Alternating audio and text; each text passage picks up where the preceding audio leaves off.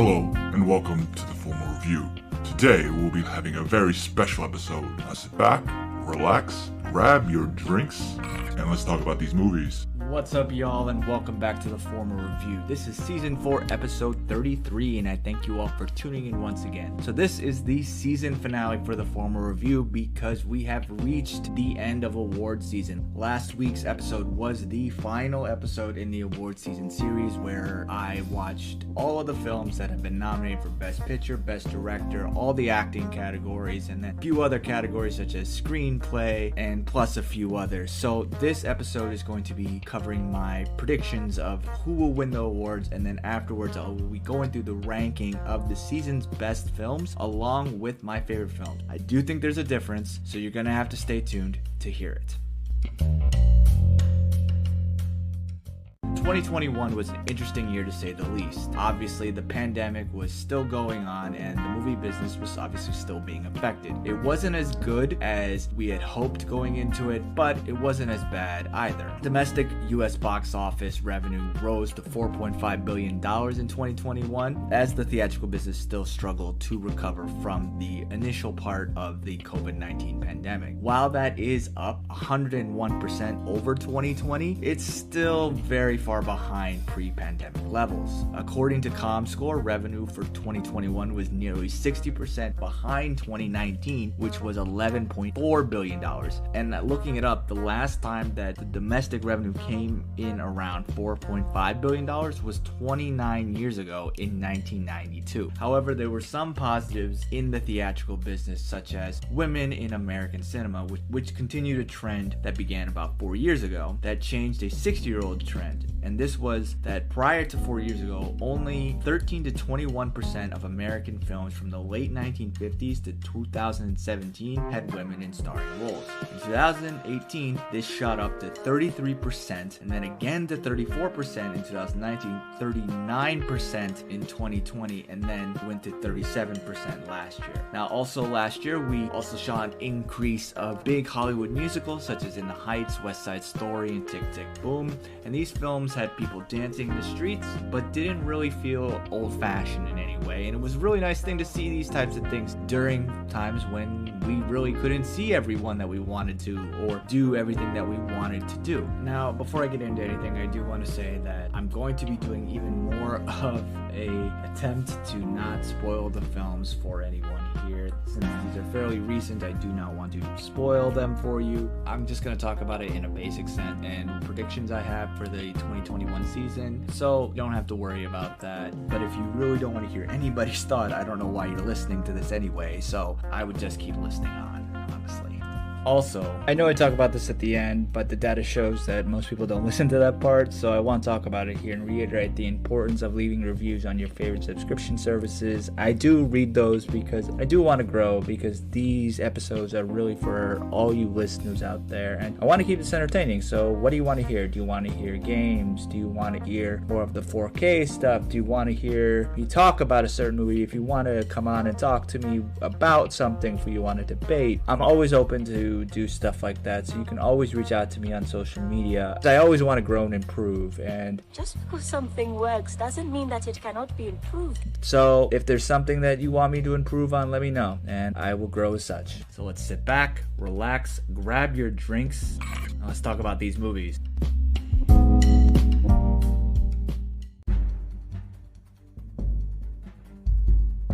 So let's hit 1 week until the Oscars ceremony. Here are the formal review predictions for the contenders, which will or should come away with the big prizes. And we can start here first with the Screenplay Awards. So original screenplay, the nominees are Belfast, Don't Look Up, King Richard, Licorice Pizza, and The Worst Person in the World. Now, original screenplay, I think, is one of those things that obviously needs to be something that I would say is, it obviously needs to be a good story and developed well in a way, and really should be able to either tell a true story very well or be able to put down a good message addition to that, and also have a very good script. Out of the nominees, I would say that the strongest one here is Belfast. I think that there was a lot of personal touch that Branagh put into this. His story, I think, helped make this message extremely impactful. I think Don't Look Up had issues with that, but it was an interesting screenplay. King Richard kind of fudged the story a little bit, and Licorice Pizza also had issues, I feel, and Worst Person in the World was fine, but nothing great. And when it comes to adapted, it's a really good idea to get, obviously, the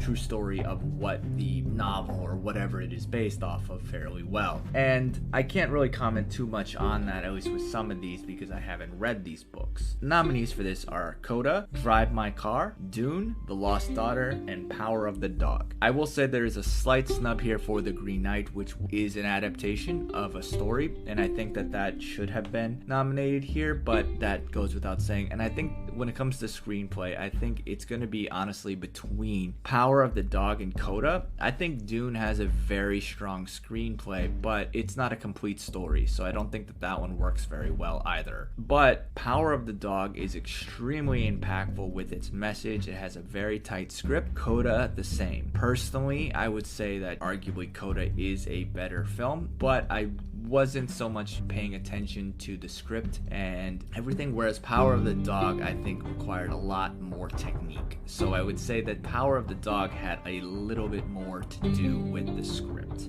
The next category is for production design, and the nominees for this are Dune, Nightmare Alley, Power of the Dog, Tragedy of Macbeth, and West Side Story. When it comes to the categories, this is one of the strongest categories. All of these films had amazing production. Dune looked fantastic for a fictional place. Nightmare Alley had some beautiful shots. Power of the Dog had some beautiful shots, and Tragedy of Macbeth had basically 3 stages, but somehow made it feel huge. West Side Story was done very well from honestly a choreography perspective and the costumes and everything. I think that so much here in this category is really, really good. If I really had to pick, I would say that it would be Tragedy of Macbeth, and that's mainly because of the fact that it could take such a small stage and make it feel epic. That really comes down to the production. And not to say anything against any of these, because I think all of them did really well. Now, the next category is for original score, which goes for Don't Look Up to Nicholas Britell,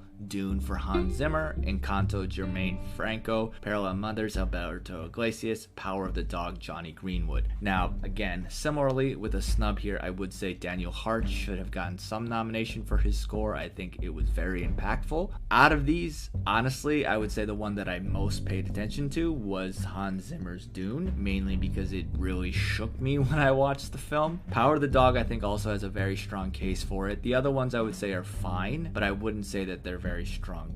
Based on that, I would say Dune is probably going to win. However, we'll see. The next category is for cinematography. The first one is Greg Fraser for Dune, Dan Lauston for Nightmare Alley, Wegner for Power of the Dog, Bruno Del Bono for Macbeth, Janusz Kaminski for West Side Story. Now, I will say again, a snub here is Andrew Dros Palermo for The Green Knight. I think that some of his cinematography was beautiful to see, but I will say again, when it comes to Nightmare Alley and Dune, these two had some amazing cinematography, and same thing with Macbeth. These 3 films are the strongest in this category. Not to say anything against Power of the Dog, I think it had some nice cinematography as well. West Side Story was fine, but I wouldn't say anything great about it. If I had to pick out of these 2, I personally would say cinematography of Nightmare Alley was slightly better, and that's just because it's more theatrical in a way, but Dune really was fantastic, so I would be really fine with seeing either of those 2. Del Bono for Macbeth, I think he does a really great job, but I didn't so much notice the cinematography as much. I noticed more of the production value, and I think that's why it's a little bit lower, but I'd be fine with it winning. The next category is the female supporting actor category, with Jessie Buckley for The Lost Daughter, Ariana DeBose for West Side Story, Judi Dench for Belfast, Kirsten Dunst for Power of the Woods, Adjuana Ellis for King Richard. Now, I think it's a pretty easy win here for Ariana DeBose. She was the only person out of all of these that I saw as a scene stealer. She was honestly ridiculously amazing, and it's really hard to see how any of these could really outshine her. Kirsten Dunst, I would say, is maybe the next one. She does arguably do her best performance in this role, but I would say that still DeBose really outweighs her completely. So then we have male supporting actor with Ciarán Hinds for Belfast, Troy Koster for Coda, Jesse Plemons for Power of the Dog, J.K. Simmons for Being the Ricardos, Cody Smith-McPhee for Power of the Dog. Now, similarly to the female supporting actor category, I think it's pretty strong leaning toward Troy Kotsur for Coda. I think he was really amazing. He pulls at your heartstrings, and this goes without saying verbal words. Honestly, he played a character that, even though he is deaf himself, he still pushed the acting category here very, very strong. The only other one that I would say actually has some sort of an argument would be Cody Smith-McPhee. He does a really good job in that film. The other ones, Jesse Plemons doesn't do anything fantastic that makes him stand out. Hinds in Belfast, I think his character was written well. I didn't think he had that great of a role. And then J.K. Simmons, I don't even know why he was nominated. He didn't really stand out in any way. He was fine, but it wasn't anything great.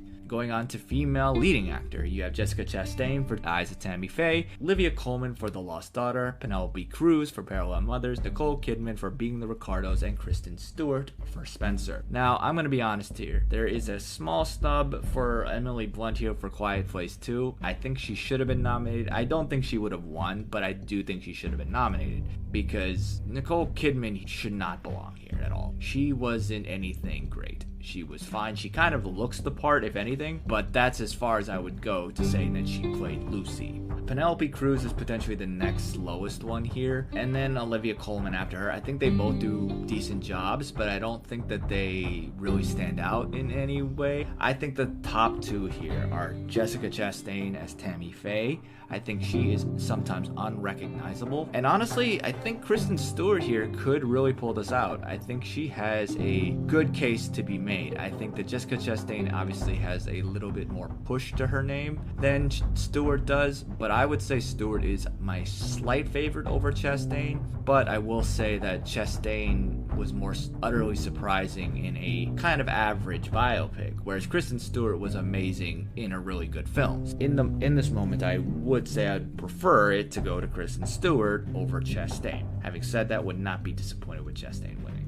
Then we got the male leading actor, and you have Javier Bardem for Being the Ricardos, Benedict Cumberbatch for Power of the Dogs, Andrew Garfield for Tick, Tick, Boom, Will Smith for King Richard, Denzel Washington for The Tragedy of Macbeth. Now, similarly to the leading actor category, I would say that there was a slight snub here for Dev Patel in The Green Knight. Again, I wouldn't say that he would win, but I do think he should have been nominated over Javier Bardem. Similarly to Nicole Kidman for Being the Ricardos, did nothing great as the character that I would say he's definitely Desi. Cumberbatch I think is fine. Personally, my favorite here is Andrew Garfield at Tick, Tick, Boom.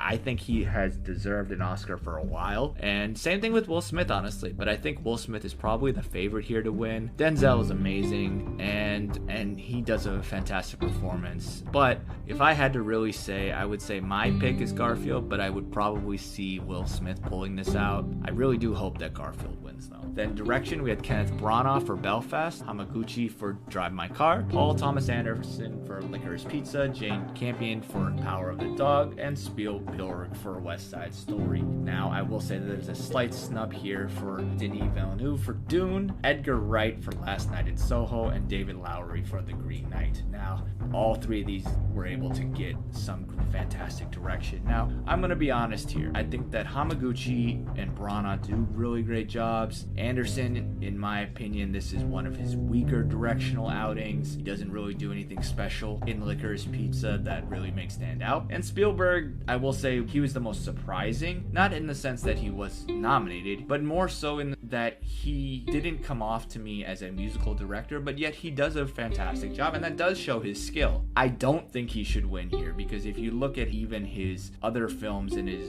filmography that he's been nominated for, West Side Story is not the strongest by far, and his direction, though so good in West Side Story is not really equal to any of those other awards that he gets. So if I had to really pick here, I would say Campion for Power of the Dog is an amazing direction. And I think that she should really pull out because she does put together a fantastic film. And I'd say after that, probably Branagh for Belfast, and then maybe Hamaguchi after that. But Anderson is definitely the lowest on this list, and Spielberg is the second lowest. Now, Best Picture, and this is a lot. So we have Belfast, Coda, Don't Look Up, Drive My Car, Dune, King Richard, Licorice Pizza, Nightmare Alley, Power of the Dog, and West Side Story. Now, I will say there was a slight snub here for Spencer, Last Night in Soho, and The Green Knight. I'm going to be honest here. When it comes to looking at some of these films, I can't believe that some of them have been nominated. Frankly, Licorice Pizza I don't think was anything fantastic. I think it's going to be forgotten by the wayside. And I would say honestly with Don't Look Up too. I think it doesn't hit all of its marks. And I won't go into the full analysis here. And you can go back and look at the episode for it. But I will say that it just doesn't hit all the notes, you know? And looking at this, when it comes to, again, Best Picture as a whole, Dune honestly does not equal that because of the story.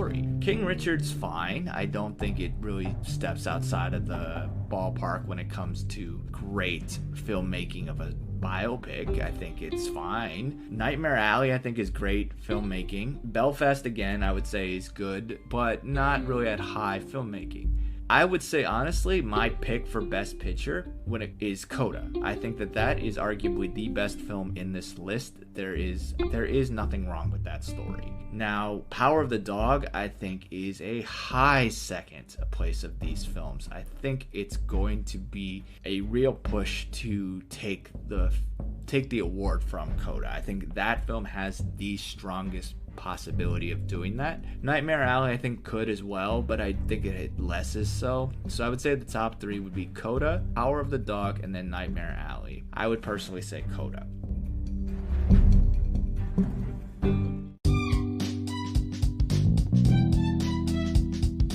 Now that we've gotten through all the predictions, I want to talk about top 10 films of the 2021 movie season and then my top 10 favorite films. Now, I think that there is a significant difference here because of the idea of subjectivity versus objectivity, because sometimes there's a really great film, but it's boring as hell to get versus a really bad film that you really love. There is a difference between these two things. Now, starting at the bottom of the top 10 films, and I will say this, there are, on the top 10 made films of last year, there are no comic book films.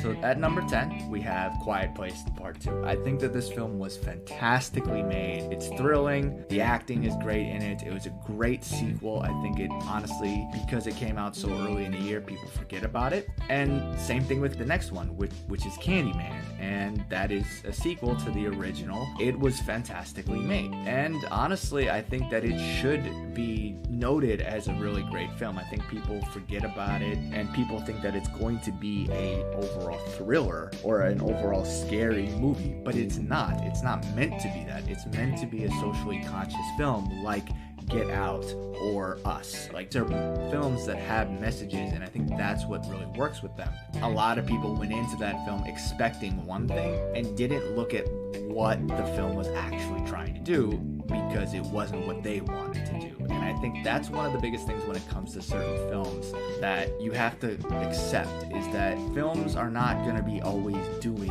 what you want them to do. They are doing what the director and the writer want to do. That's the point of them. So looking at it from that lens and seeing how certain aspects work within what they're trying to tell, that's the key to actually looking at it if a film is really well done. At number 8, I have Last Night in Soho. I think this is Edgar Wright's best film that he's ever made. It's not typical Edgar Wright in the sense of it definitely has a lot more mature themes. I'm really surprised that this film didn't get picked up for a lot more nominations from any of the categories I've already talked about, but also I'm surprised more people aren't talking about it. I think there is such a great film, and it is absolutely a fantastically made film. It looks great, the soundtrack is pretty amazing, and again, I'm really surprised people aren't talking about it. So at number 7, I have Drive My Car. I think that this is a very well made film. It is a very long film, and it feels that way, but it is well acted. It deals with complex themes, symbols notes that it goes through are really well done as well. Then at number 6, I have Spencer. I think that this film was very interesting to watch and frankly had some great acting, great direction. That wasn't a typical biopic. I think it really goes into a psychological aspect of Princess Diana that we never really have seen before, and it does have some great themes as well, and really is about a woman trying to find herself, and I think like that was such a great thing to see. So then at number 5, I have Nightmare Alley. And Nightmare Alley, it looks amazing. The acting's great, has everything fantastic about it. It does feel a little long, but the tragedy that a lot of the characters go through is immensely done well by Guillermo del Toro. This isn't his best film by far, but it is such an amazingly made film that I think people forget about because they expect it to be more fantasy. And again, this goes back into don't go into something expecting something from a director. Go in looking at it, what are they trying to do within this story? And from that angle, Del Toro nails it. So at number 4 is Power of the Dog. I think that this film, like I already have talked about, it has some great messages, great themes. It is a thriller that may need 2 times of viewing to fully appreciate for most people, and I think that's the only negative I would say about it. It has some great acting, great cinematography, great everything. Then the next film that I would put on this list is Coda. And the only reason I have it as number 3 is because it's frankly a film that is great in every aspect, but it doesn't have moments of this is cinema. This is such an amazing masterpiece of art. No, it doesn't. But the story is great. The coming of age aspect is fantastic. It's really done extremely well. Now, I would say that Green Knight is maybe a little bit too artsy for some people, and Tragedy of Macbeth is a better made film because it's more concise and doesn't leave anything really up to interpretation, and it's a more complete from start to finish, whereas The Green Knight does require some more analysis into. So I would put at number 2 The Green Knight, and then at number 1 is Tragedy of Macbeth. And like I've said, I think that this film is really, really fantastically made. If you're a theater buff, or if you're just into reading Shakespeare, or just fantastic acting pretty much across the board, this film has it all. It looks great, sounds great. There's really nothing wrong with this film. And honestly, the top 3 films are the ones that like I would have said are perfect films from start to end.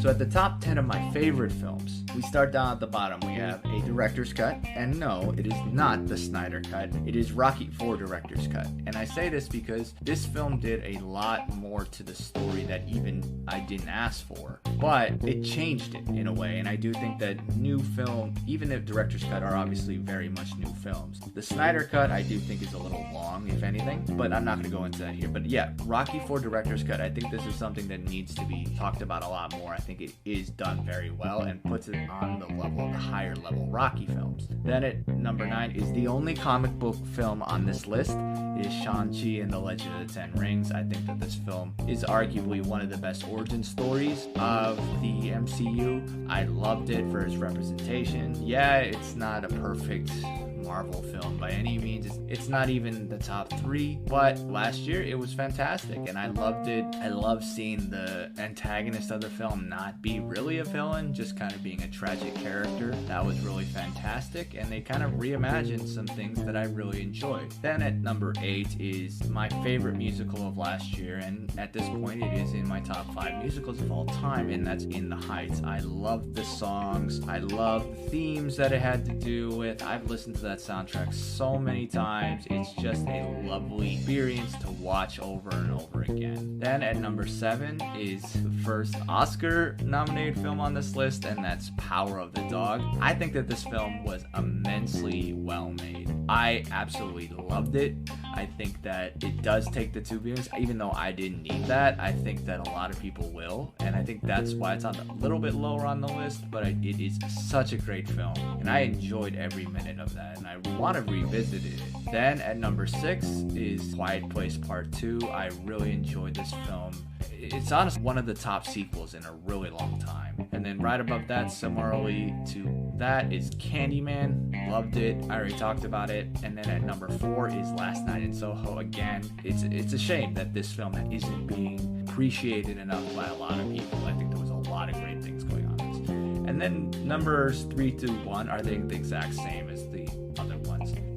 So at number 3 is the same as what I had in the top films, which is Coda. But I would say that in my favorite films with number 1 and number 2, I personally would say The Green Knight is my favorite film of 2021. And then that's followed by Tragedy of Macbeth, because I love stories that require more analysis and more thinking than what's just shown on screen at once. I love the fact that I can go into this film and analyze how certain things mean more than other things. Tragedy of Macbeth doesn't really have that as much, and I think even though it's an amazingly made film, I think that if you've seen a Macbeth story, you've seen this story, but it's such a perfectly made film. You know, I have to watch The Green Knight more and more, but every single time I love watching it because I get lost in this world. And I really think that none of the other films on this list have that. I don't get lost in it. I can get lost in The Green Knight. And it's just how the music works and how the direction, the cinematography, and honestly this coming of age story, and it's just more and more analysis that can come from it that really make the film absolutely my favorite film of 2020. We've made it to the end of season 4. Thank you to everyone who has listened the entire way. We have covered 38 movies, which is a little bit less than last year, but that's okay. It's been still a very long season, and I